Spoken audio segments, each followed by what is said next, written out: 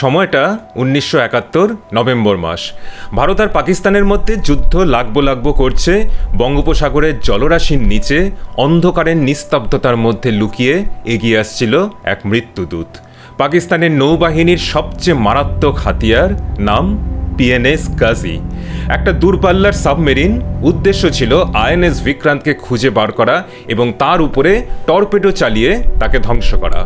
INS Vikrant ছিল ভারতের নৌবাহিনীর গৌরব, এয়ারক্রাফট ক্যারিয়ার অথবা যুদ্ধ বিমানবাহী রণতরী। একে ধ্বংস করতে পারলে ভারতকে দুর্বল করে দেওয়া যেতে পারবে। 14ই নভেম্বর করাচি বন্দর থেকে পিএনএস গাজী নামের এই ঘাতক ডুবোজাহাজটা যাত্রা শুরু করে আরব সাগর হয়ে বঙ্গোপসাগরের দিকে। নিশানা ছিল একদম পরিষ্কার, আইএনএস বিক্রান্তকে সমুদ্রের মধ্যে ধ্বংস করা। তাহলে বঙ্গোপসাগরের উপর দখল নিতে পারবে পাকিস্তান, আর সেটা করতে পারলেই বাংলাদেশ যুদ্ধ শুরুর আগেই আধা জয় পাকিস্তানের হয়ে যাবে।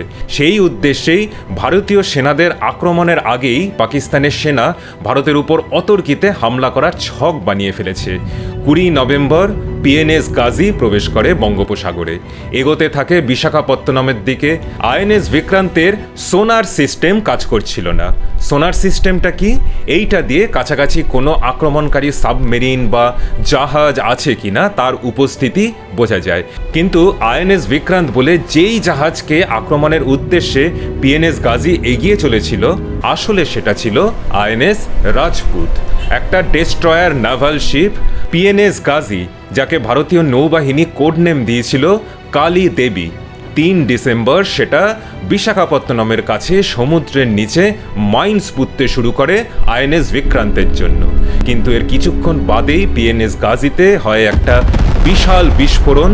11 জন পাকিস্তানি অফিসার আর 22 জন আর্মি ম্যান সহ পিএনএস গাজীর সলিল সমাধি ঘটে। এর পরের দিনই অর্থাৎ 4 ডিসেম্বর আইএনএস বিক্রান্তকে আন্দামান থেকে সরিয়ে মোতায়েন করা হয় চট্টগ্রাম আর কক্সবাজার বন্দরের মাঝামাঝি জায়গাতে। 4 ডিসেম্বরই সরকারিভাবে ভারতের প্রত্যাঘাত শুরু হয়। পাকিস্তানি নৌবাহিনীকে পুরোপুরি পর্যদুস্ত করে ভারত। তার আগের রাতে অর্থাৎ 3 ডিসেম্বর পিএনএস গাজী কি করে ধ্বংস হলো সে ব্যাপারটা আজও রহস্যাবৃত। ভারতীয় নৌবাহিনী এর কৃতিত্ব দিয়েছে আইএনএস রাজপুতকে, যেটাকে আইএনএস বিক্রান্ত বলে ভুল করেছিল পাকিস্তান। কিন্তু পাকিস্তান সেটা মানেনি। তাদের বক্তব্য, নিজেরই পাতা মাইনে বিস্ফোরণ হয়ে ধ্বংস হয় পিএনএস গাজী। এই ব্যাপারে সব তথ্য ভারতীয় সৈন্যবাহিনী নষ্ট করে ফেলেছিল, কারণ সেই তথ্য শত্রুদের হাতে পৌঁছে যাওয়া মানে জীবনের আশঙ্কা অনেকের। বিপদ ঘনিয়ে আসতে পারে পরবর্তী সময়তে কোনো গুপ্তচর অভিযানের ওপর। তাই আইএনএস বিক্রান্তকে আক্রমণ করতে যে পাকিস্তান থেকে মৃত্যুদূত এগিয়ে আসছিল, সেই খবর কি করে ভারতীয় সেনার কাছে পৌঁছে গিয়েছিল তা চিরকালই থেকে গেছিল অজানার অন্ধকারে।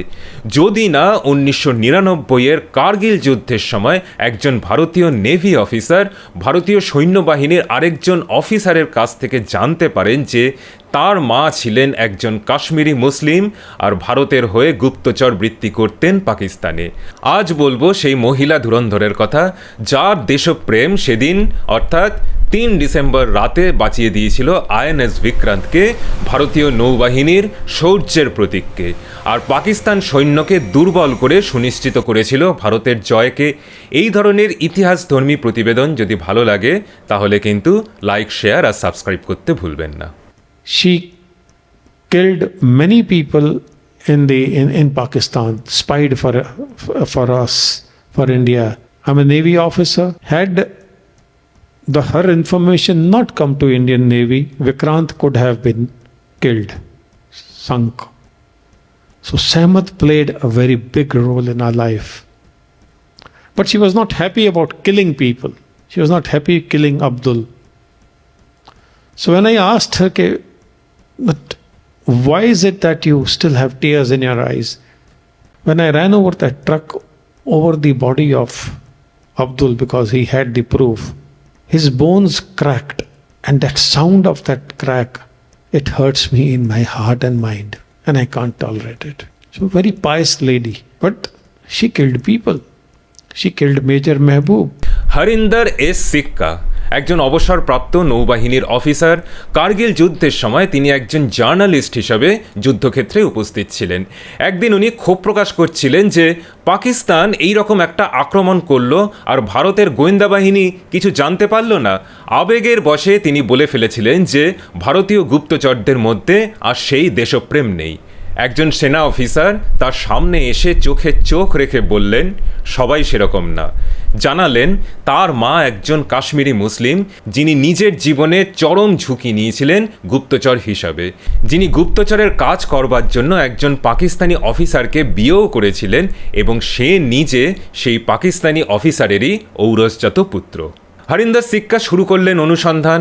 কোথায় সেই দুঃসাহসী মহিলা যিনি পাকিস্তানে গুপ্তচরের হয়ে কাজ করেছিলেন?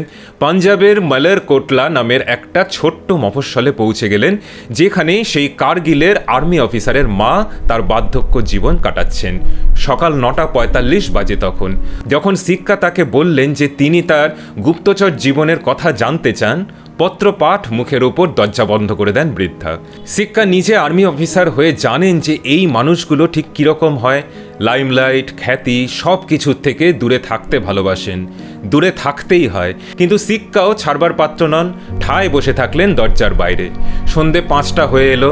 অবশেষে বৃদ্ধা বললেন, ভেতরে এসো। একটু একটু করে বলতে শুরু করলেন তার জীবনের কথা। একদিনেই নয়, অনেক দিন লেগেছিল সেটা শুনতে। সিক্কা জিজ্ঞেস করেছিলেন, আপনি একজন ধনী ব্যবসায়ের কন্যা, আপনি এখানে কেন? বৃদ্ধা উত্তর দিলেন, কারণ এখানে আব্দুল থাকতো। কে আব্দুল? উত্তর এলো, যাকে আমি আমার ট্রাকের নিচে পিষে দিয়েছি। নিজের কানকে প্রায় বিশ্বাস করতে পারছিলেন না হরিন্দর সিক্কা সেদিনকে। এত নিরীহ নিষ্পাপ দেখতে একজন নারী মানুষ খুন করেছেন। এর মধ্যে সিক্কা ঘুরে আসেন পাকিস্তানের সেই সব জায়গাতেও যেখানে বৃদ্ধা তার গুপ্তচর জীবন কাটিয়েছেন। সিক্কা পরে জানিয়েছিলেন যে নিজেকে তিনি খুব সাহসী বলে মনে করতেন, কিন্তু সেদিন সেই বৃদ্ধার জীবনের ইতিহাস জানার পর নিজের ব্যাপারে তার সমস্ত অহংকার চূর্ণ হয়ে গিয়েছিল আর মাথা নত হয়ে গিয়েছিল শ্রদ্ধাতে। গুপ্তচরদের নাম প্রকাশ্যে আনতে নেই, তাই সেই বৃদ্ধার জীবনের ইতিহাসকে নথিবদ্ধ করার সময় সিক্কা তার নাম দিয়েছিলেন সাহমত খান। গুপ্তচর বলতে আমরা বুঝি হলিউড কি বলিউডের সুপার হিরোদের মতো চেহারা, কিন্তু সাহমত খানের সেসব কিছুই ছিল না। নিষ্পাপ চেহারার একজন তরুণী। এই নিষ্পাপ চেহারাই ছিল তার অস্ত্র। বাবার নাম ছিল হিদায়ত খান, মা একজন পাঞ্জাবি হিন্দু। পেশাতে হিদায়ত খান ছিলেন একজন ধনী কাশ্মীরি ব্যবসায়ী। তার ব্যবসা ছড়িয়েছিল ভারতসহ পাকিস্তানেও। একজন সফল ব্যবসায়ীদের যোগাযোগ সবসময় থাকে রাজনীতির ওপরতলার লোকজনদের সাথে। হিদায়ত খানেরও ওঠা বসা ছিল পাকিস্তানের রাজনীতির হোমরা চোমরাদের সাথে। আর পাকিস্তানের রাজনীতি আসলে যাদের হাতে থাকে সেটা হলো পাকিস্তানের সৈন্যবাহিনী। তাই সেই সৈন্যবাহিনীর কেষ্টবিষ্টুরা ছিল হিদায়ত খানের এক পানীয়ের দোস্ত। কিন্তু এই সফল ব্যবসায়ীর আড়ালে হিদায়ত খানের আরেকটা পরিচয়ও ছিল। তিনি ছিলেন ভারতের গোয়েন্দা সংস্থা রয়ের গুপ্তচর। 1965-র ভারত পাকিস্তান যুদ্ধের সময়তে হিদায়ত খান পাকিস্তানের গোপন তথ্য নিয়ে এসে দিতেন রকে। কিন্তু এরই মধ্যে হিদায়ত খানের গলাতে ক্যান্সার ধরা পড়ল। যতদিনে ধরা পড়ল ততদিনে এই প্রাণঘাতী রোগটা অনেক গভীরে প্রবেশ করে গেছে। ডাক্তার জবাবও দিয়ে দিয়েছে। সময়টা সেই 1971।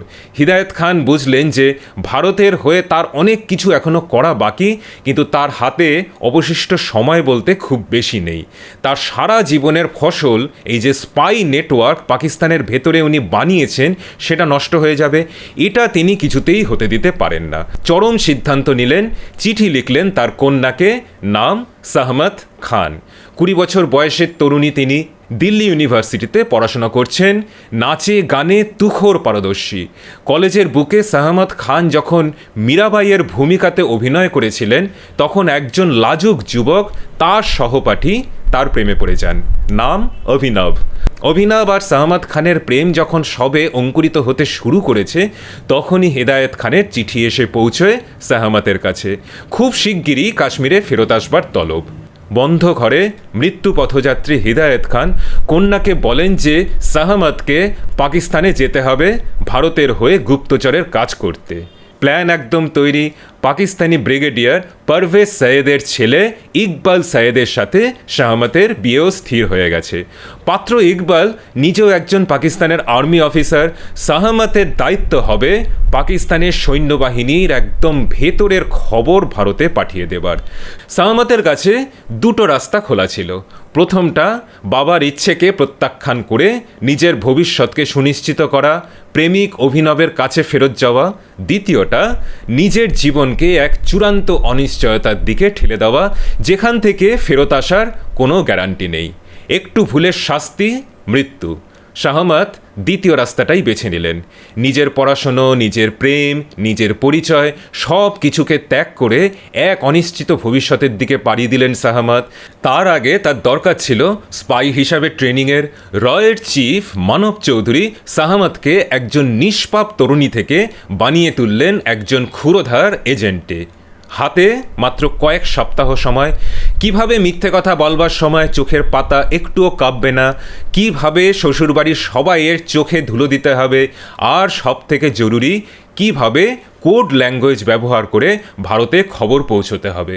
অবশেষে শাহমাত পাকিস্তানের রাওয়ালপিন্ডির উদ্দেশ্যে যাত্রা করেন।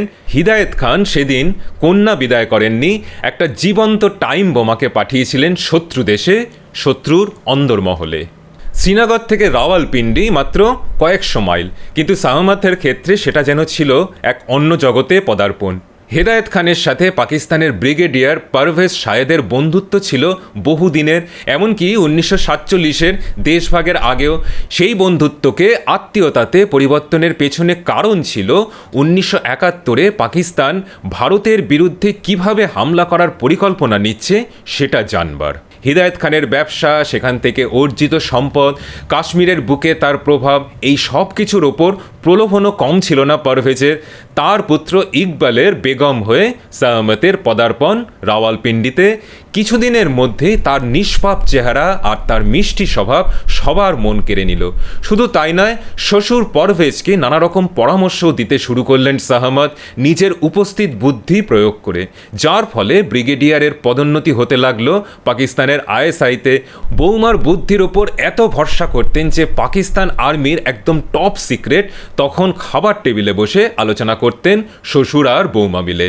এর পাশাপাশি শাহমাতের নাচ আর গানের শখও ছিল। রাওয়ালপিন্ডির আর্মি স্কুল অফ মিউজিকে টিচারের পদে কাজ শুরু করলেন শাহমাত। এই স্কুলেই পড়তো সেই সময় পাকিস্তানি প্রেসিডেন্ট ইয়াহিয়া খানের নাতি নাতনিরাও। এর মধ্যে দিয়েই শাহমাতের নেটওয়ার্ক আরও প্রসারিত হলো পাকিস্তানের আর্মির মধ্যে। এইটুকু পার্ট যেটা বললাম সেটা ছিল অপেক্ষাকৃত সহজ কাজ। অনেক বেশি কঠিনতর কাজ হলো ব্রিগেডিয়ারের ডিনার টেবিলের আলোচনাগুলোকে ভারতের কাছে পাঠানো।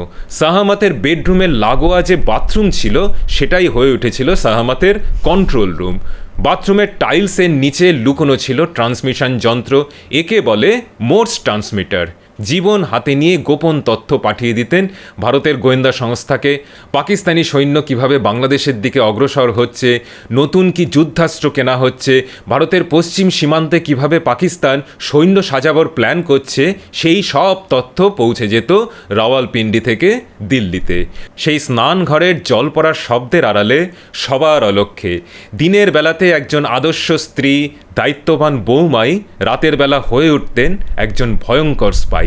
কিন্তু ঘরের পুরানো নওকর আব্দুল প্রথমে সন্দেহ করতে শুরু করেন যে নতুন বৌমার আচরণে যেন কিছু একটা রহস্য আছে। শাহমাতের সব গতিবিধির ওপর নজর রাখতে শুরু করলেন আব্দুল। একদিন আবিষ্কার করে ফেললেন যে শাহমাতের বাথরুমে ট্রান্সমিশন যন্ত্রের উপস্থিতি। স্পাইয়ের দুনিয়াতে বলা হয় যে শিকারীর হাত থেকে বাঁচতে নিজেকেই শিকারী হয়ে উঠতে হবে, না হলে মৃত্যু অবধারিত। ক্ষিপ্ত বাঘিনীর মতো শাহমাত ঝাঁপিয়ে পড়লেন আব্দুলের ওপর। ঘরে সেদিন বিশেষ কেউ ছিল না। প্রাণ বাঁচাতে আব্দুল ঘর থেকে বেরিয়ে রাস্তাতে নেমে দৌড়তে লাগলো। বাইরে তখন ঘন অন্ধকার। বাইরে দাঁড়িয়ে ছিল তাদেরই পরিবারের একটা সেনাবাহিনীর ট্রাক, যেটা চালিয়ে শাহমাত ধাওয়া করেন আব্দুলের পেছনে। তখন সে আর নিষ্পাপ তরুণী নন, একজন কোল্ড ব্লাডেড এজেন্ট। ট্রাকের নিচে পিষে যায় আব্দুল। তার আর্তচিৎকার হারিয়ে যায় শুনশান রাস্তার অন্ধকারে।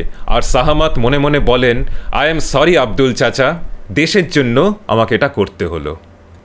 খুনের সমস্ত চিহ্ন লোপাট করে মিলিটারি ট্রাকটাকে আবার যথাস্থানে রেখে সাহামাত ফিরে এসেছিলেন নিজের ঘরে। আব্দুলের মৃত্যু সবাই মেনে নিয়েছিল একটা অ্যাক্সিডেন্ট হিসাবে, আসলে যা ছিল একটা এক্সিকিউশন।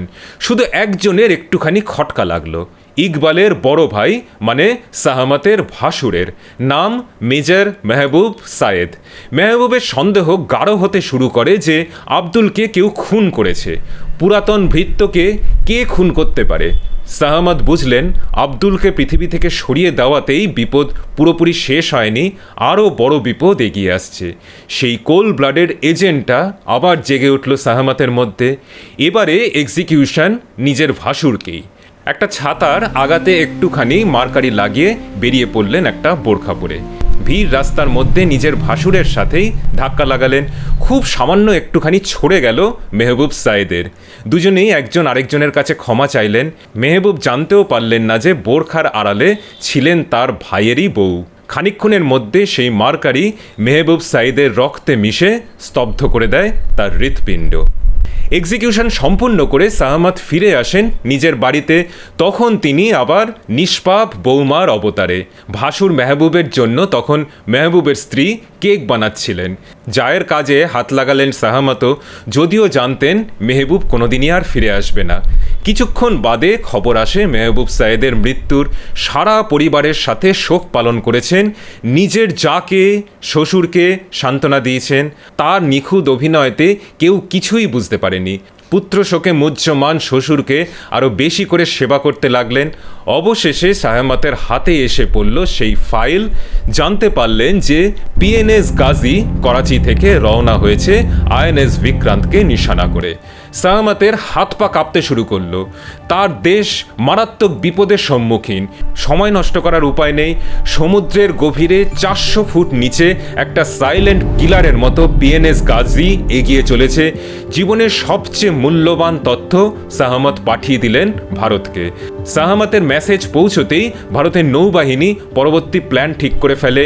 কিছু মিথ্যে সিগন্যাল পাঠাতে শুরু করে যে আইএনএস বিক্রান্ত বিশাখাপত্তনমে রয়েছে।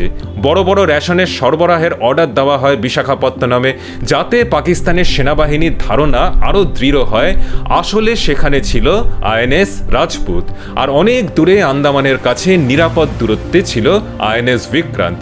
এরপর আসে সেই 3 ডিসেম্বরের রাত। আলো বন্ধ করে আইএনএস রাজপুত অপেক্ষা করছে পিএনএস গাজীর জন্য। রাত 10টার সময় হানাদারের মতো গাজী এসে উপস্থিত হয় রাজপুতের 2 কিলোমিটারের মধ্যে। পাকিস্তানি অফিসার জাফর মোহাম্মদ ভাবলেন কেল্লা ফতে মাইন পাততে শুরু করেন সমুদ্রের গভীরে। তারপরে একটা বিশাল বিস্ফোরণ, বিশাল জলোচ্ছ্বাস সুনামির মতো ছাপিয়ে উঠল। সেই বিস্ফোরণে সলিল সমাধি হলো পিএনএস গাজীর, পাকিস্তানের গর্বের সাবমেরিন। পিএনএস গাজী ধ্বংসের খবরে শোরগোল পড়ে গেল পাকিস্তানের সৈন্যবাহিনীর ওপরের তলাতে। তারা বুঝতে পারল যে তাদের পরিবারের সদস্যদের মধ্যেই কেউ স্পাই লুকিয়ে আছে। ব্রিগেডিয়ার পারভেজ সায়েদের পরিবারের ওপর নজর এসে পড়ল সবার। ঘরে ভারতীয় পুত্রবধূ, এর আগে পরিবারের 2 জনের রহস্যজনক মৃত্যু। সাহামাত বুঝলেন তার অ্যাসাইনমেন্ট শেষ হয়ে গেছে। এবার বাকি সবচেয়ে কঠিন কাজটা জীবন্ত অবস্থাতে ভারতে ফেরত আসা। এই পুরো সময়টা আসলে কিন্তু সে একা ছিলেন না। তাকে ছায়ার মতো ঘিরে থাকতো ভারতের আরও বেশ কিছু গুপ্তচর, যাদের দায়িত্ব ছিল বিপদের থেকে সাহামাতকে সব সময় রক্ষা করা। একদিন হঠাৎ করেই ব্রিগেডিয়ারের বাড়ি থেকে ভ্যানিশ হয়ে যান সাহামাত। তাকে সুরক্ষিতভাবে ভারতে নিয়ে আসে রয়ের এজেন্টরা। দিল্লির পালামো বন্দরে এসে ভারতের মাটি ছুঁয়ে প্রণাম করেছিলেন বিজয়িনী সাহামাত। চোখে ছিল আনন্দের অশ্রু আর মুখে ছিল গর্বের হাসি। যেই মাটির জন্যে এত আত্মত্যাগ, সেই মাটিতেই অবশেষে ফিরে আসা। ভারতের পতাকাকে সেলাম করেছিলেন। কিন্তু সহমত কিন্তু একা ছিলেন না, গর্ভে ছিল ইকবালের সন্তান। কলেজের প্রেমিক অভিনব তাকে বিবাহ করতে চাইলেও সহমত তাকে প্রত্যাখ্যান করেন। গর্ভে তখন শত্রুর সন্তান। সেই সন্তানের জন্ম হলে তাকে দত্তক নেন অভিনব। নাম দিলেন সমর, ইচ্ছে ছিল তার পুত্র ভারতীয় সৈন্যবাহিনীতে যোগদান করে। তার ইচ্ছে পূরণ হয়েছিল। সমর বড় হয়ে ভারতীয় সেনাবাহিনীতে যোগদান করেন আর একদম নির্জনে একান্ত জীবন যাপন করতে থাকেন সাহামত। সমাজের বাকিদের চোখে তিনি ছিলেন একজন সমাজসেবী। শুধু তার বাড়ির ছাদে ভারতের জাতীয় পতাকাটা সবসময় উঠতে দেখা যেত। জীবদ্দশায় কোনো মেডেল তাকে দেওয়া হয়নি। তার মৃত্যুর পর কোনো গান স্যালুট বা শোক জ্ঞাপনও হয়নি। এটাই নিয়ম গুপ্তচরদের ক্ষেত্রে। তাদের অবদান গুপ্তই থেকে যায় সারা জীবন। আজকের মতো আমাদের প্রতিবেদন এখানেই শেষ। ফিরে আসবো আবার পরবর্তী প্রতিবেদনে। যেতে যেতে অনুরোধ করব, যদি আমাদের প্রতিবেদনগুলো ভালো লাগে তাহলে কিন্তু লাইক, শেয়ার আর সাবস্ক্রাইব করতে ভুলবেন না। নমস্কার, ভালো থাকবেন।